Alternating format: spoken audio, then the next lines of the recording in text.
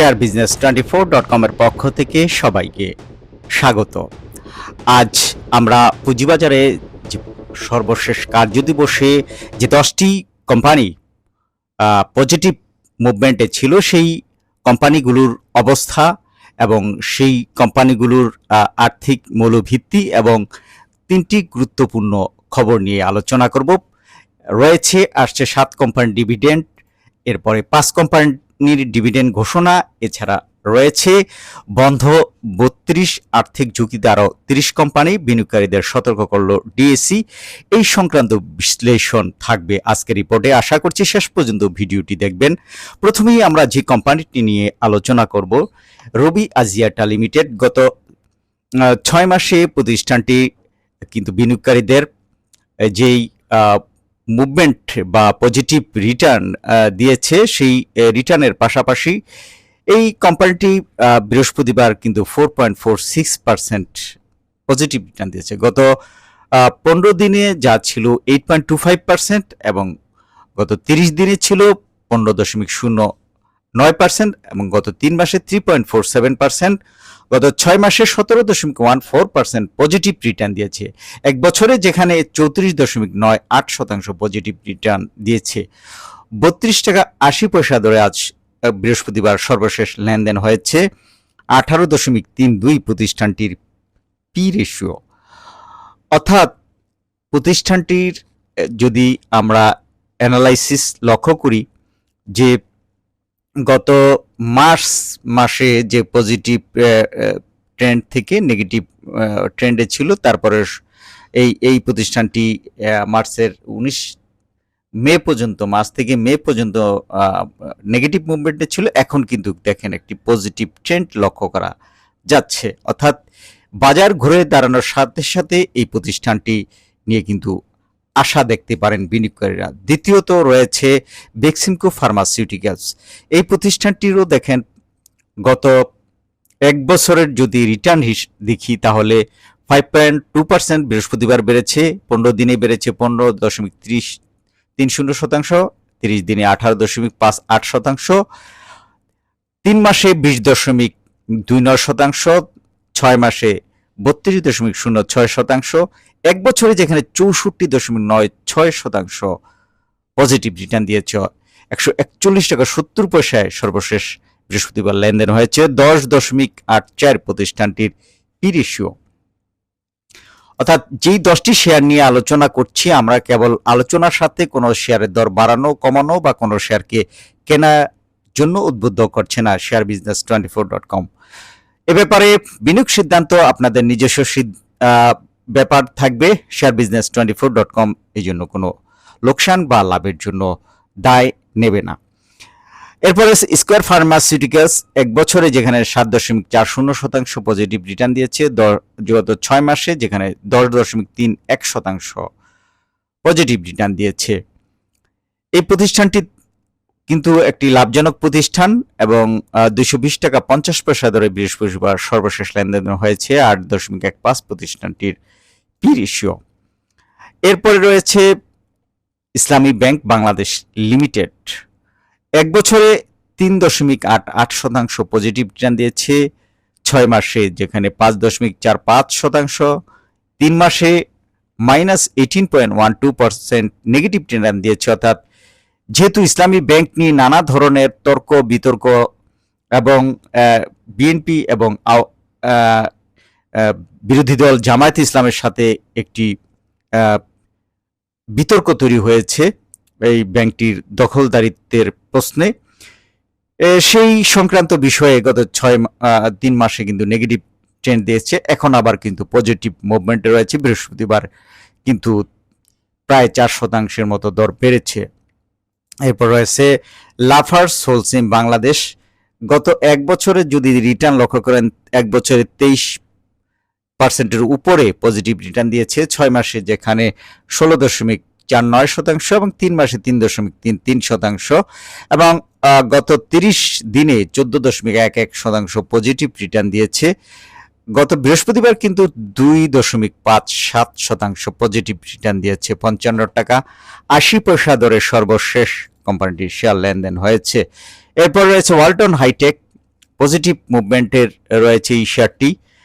এক বছরে যেখানে -5.98% নেগেটিভ রিটার্ন দিয়েছিল, 6 মাসে এটা পজিটিভ মুভমেন্টে চলে আসে এবং 3.62% পজিটিভ রিটার্ন দিয়েছে বিনিয়োগকারীদের। 383.50 দরে ওয়ালটন হাইটেক ইন্ডাস্ট্রিজের বৃহস্পতিবার লেনদেন হয়েছে। পি রেশিও 11.21, অর্থাৎ এখনো ঝুঁকি মুক্ত রয়েছে ওয়ালটন হাইটেক ইন্ডাস্ট্রিজ।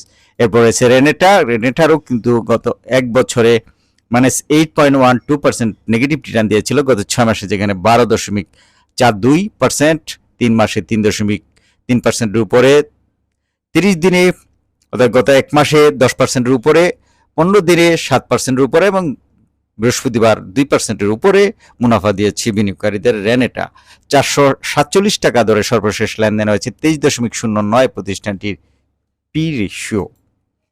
এরপরে আমরা দেখব গ্রামীণ ফোনও পজিটিভ মুভমেন্টে রয়েছে।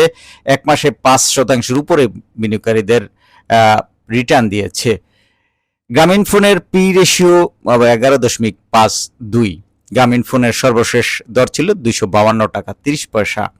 গ্রামীণ ফোনের পরে রয়েছে ডাচ বাংলা ব্যাংক। এই প্রতিষ্ঠানটিও কিন্তু দেখেন এক বছর 13%, 6 মাসে 15%, 3 মাসে 2%, 30 দিনে 5%, 15 দিনে 11%-এর উপরে পজিটিভ রিটার্ন দিয়েছে। বৃহস্পতিবার 2%-এর উপরে পজিটিভ রিটার্ন দিয়েছে। 44 টাকা 10 পয়সা দরে সর্বশেষ লেনদেন হয়েছে বৃহস্পতিবার। সর্বশেষ রয়েছে অলিম্পিক ইন্ডাস্ট্রিজ। এই প্রতিষ্ঠানটিও পজিটিভ রিটার্ন দেওয়া, অর্থাৎ এই যতগুলো 10টি কোম্পানি রয়েছে, এই 10টি কোম্পানি কিন্তু গত 6 মাস বা এক বছরে বিনিয়োগকারীদের এই মন্দা বাজারের মধ্যে পজিটিভ রিটার্ন দিয়েছে। গত 6 মাসে 12.87% পজিটিভ রিটার্ন দিচ্ছে এই অলিম্পিক ইন্ডাস্ট্রিজ। 153 টাকা 50 পয়সা দরে সর্বশেষ লেনদেন হয়েছে। 15.26 প্রতিষ্ঠানটির পি রেশিও। এই প্রতিষ্ঠানটির একটি উল্লেখযোগ্য দিক হচ্ছে প্রতিষ্ঠানটির অনেক বড় ধরনের ইনভেস্টর রয়েছে বিদেশি, অর্থাৎ বিদেশিদের একটি পছন্দের শেয়ার হলেই অলিম্পিক ইন্ডাস্ট্রিজ। এখন আমরা দেখছি আসছে 7 কোম্পানির ডিভিডেন্ড। চলতি সপ্তাহে ডিভিডেন্ড ঘোষণা ও ইপিএস প্রকাশ করবে শেয়ার বাজারে তালিকাভুক্ত 7 কোম্পানিগুলো হলো পপুলার লাইফ ইন্স্যুরেন্স, প্রগতি লাইফ ইন্স্যুরেন্স, ইসলামী insurance, chartered life insurance, national housing finance, first finance এবং বিআইএফসি। এই কোম্পানিগুলোর কোন দিন কোন তারিখে sharebusiness24.com থেকে দেখে নিতে পারেন, আমরা ভিডিওতে লিংক দিয়ে দেব। এরপরে দেখবেন 5 কোম্পানির ডিভিডেন্ড ঘোষণা করা হয়েছে অলরেডি। কোম্পানিগুলো যেই কোম্পানিগুলো ডিভিডেন্ড ঘোষণা করেছে: Berger Paints, Global Insurance, Sikder Insurance, Prime Islami Life Insurance, Sun Life Insurance. Berger Paints 2026 সমাপ্ত অর্থ বছরে 525% ক্যাশ ডিভিডেন্ড দিয়েছে। কোম্পানিটির বার্ষিক সাধারণ সভা 24 আগস্ট অনুষ্ঠিত হবে। আপনারা বাকি যেই খবরগুলো সেগুলো পুরোটা শেয়ার বিজনেস থেকে দেখে নেবেন। আমরা শুধু ডিভিডেন্ড ঘোষণার অঙ্কটা বলে যাচ্ছি। গ্লোবাল ইন্স্যুরেন্স 10% ঘোষণা করেছে, তারপর শিকদার ইন্স্যুরেন্সও 10% ক্যাশ ডিভিডেন্ড ঘোষণা করেছে।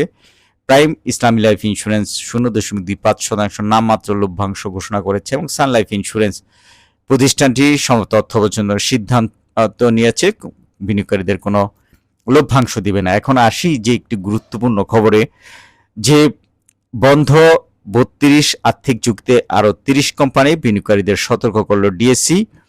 শেয়ার বাজারে তালিকাভুক্ত 62 কোম্পানি সম্পর্কে বিনিয়োগকারীদের জন্য বিশেষ সতর্ক সংকেত জারি করেছে ডিএসসি। এর মধ্যে 32টি কোম্পানি দীর্ঘদিন ধরে বন্ধ রয়েছে এবং 30টি কোম্পানি আর্থিকভাবে ঝুঁকিপূর্ণ এবং অত্যন্ত দুর্বল অবস্থায় রয়েছে। বিনিয়োগকারীদের সচেতন করতে সম্প্রতি ডিসি তাদের ওয়েবসাইটে পৃথক 2টি তালিকা প্রকাশ করেছে। আপনারা sharebusiness24.com থেকে এই রিপোর্টটি দেখে নিতে পারেন। আমাদের মূল আলোচনা হচ্ছে, দেখেন গত এক বছরে যে ধরনের জরিমানা করা হয়েছে কোম্পানিগুলো, সেখান থেকেও কিন্তু একটা মেসেজ দিতে পারেন যে কোন কোম্পানিগুলোকে জরিমানা করা হয়েছে তারা গত 15 বছরে বিনিয়োগকারীদের থেকে নানা ধরনের অনিয়ম এবং অতিরঞ্জিত তথ্য দিয়ে পুঁজিবাজারে এসে বা বিনিয়োগকারীদের লোকসানের ঝুঁকিতে ফেলেছেন এবং কারসাজি চক্র নানাভাবে এই বাজারটি নিয়ে খেলেছেন। এবং এই যে বন্ধ কোম্পানিগুলোর দাম কিভাবে বাড়ে সেগুলো আপনাদের এখন না আলোচনা করলেও আপনারা জানেন যে একটি কারসাজি চক্র পুঁজিবাজারকে প্রতিনিয়তই এই ফাঁদে ফেলে বিনিয়োগকারীদের নিঃস্ব করেছে। সেই খবরগুলো আরও রেড অ্যালার্ট দিয়েছে ডিএসসি, যাতে বিনিয়োগকারীরা লোকসানের সম্মুখীন না হন। শেয়ার বিজনেস 24.com-এ পুরো রিপোর্টটি তুলে ধরা হলো না, আমরা লিঙ্ক দিয়ে দেবো, ওখান থেকে পড়ে নেবেন। শেয়ার বিজনেস 24.com-এর সাথে থাকার জন্য এতক্ষণ আপনাদের ধন্যবাদ।